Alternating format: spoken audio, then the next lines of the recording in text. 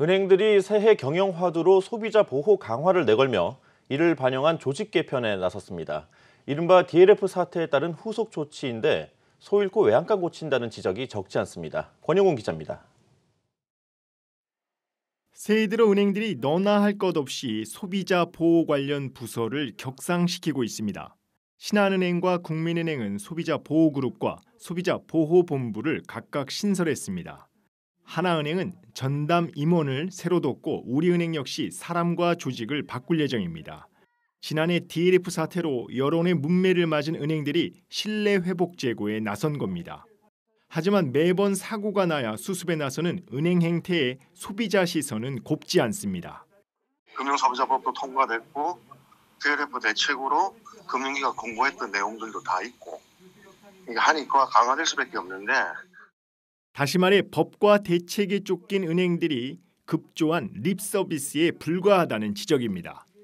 오는 16일 금융감독원은 DLF 제재심의위원회를 열어 우리은행과 하나은행 경영진에 대한 제재 수위를 결정합니다. 그런데 앞서 우리금융 임원추천위원회가 손태승 회장 연임을 확정한 것을 두고 다양한 해석이 나오고 있습니다. 은행들은 또 올해 지점수와 인력을 줄이는 등 조직 슬림화 작업도 병행하고 있습니다. 먼저 최근 5년 동안 은행 점포 수가 700곳 가까이 사라졌는데 올해 100곳 정도가 추가로 줄어들 전망입니다. 다음으로 주요 은행들이 지난해 희망퇴직자가 2,000명에 달했는데 올해 비슷한 수준이 회사를 나갈 것으로 보입니다. 문제는 점포와 인력 감축은 고객 접점 감소로 이어져 소비자 편익이 줄어들 가능성이 있습니다.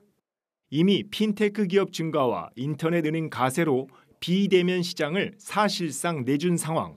여기에 대면 시장마저 빼앗길 경우 그동안 은행들이 이자 장사로 땅 짚고 헤엄치던 호시절은 막을 내릴 전망입니다. 한국경제TV 권영훈입니다. 한편으로 은행들은 연초부터 희망퇴직 신청을 받고 있는데요. 그 대상이 40대까지 확대되고 있습니다. 제조업을 중심으로 40대 일자리가 꽁꽁 얼어붙은 상황에서 40대 은행원들마저 설 자리를 잃어가고 있습니다. 앵커 리포트입니다. 최근 농협은행은 직원 360여 명으로부터 희망퇴직 신청을 받았습니다. 주 대상인 50대 외에 10년차 이상 40대 직원들도 다수 포함됐습니다.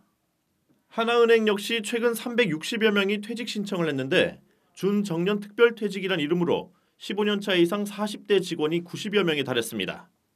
모바일 뱅킹 등 비대면 영업이 늘면서 이른바 몸집 줄이기가 불가피해진 건데 특히 올해는 계속되는 저금리에 정부의 부동산 대출 규제로 수익 악화가 예상되는 만큼 그 대상이 40대로까지 번진 겁니다.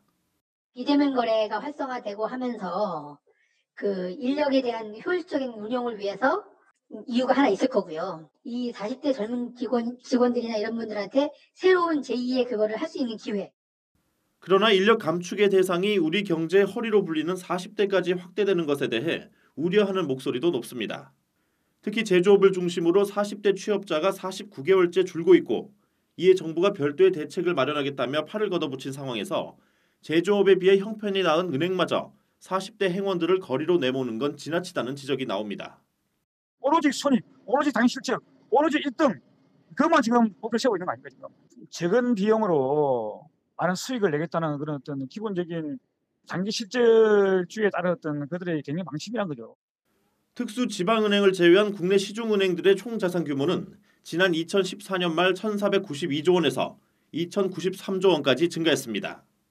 같은 기간 임직원 수는 8만 6천여 명에서 8만 2천여 명으로 4천 명가량 줄었고 영업점포 역시 5,400여 곳에서 4,800여 곳으로 급감했습니다.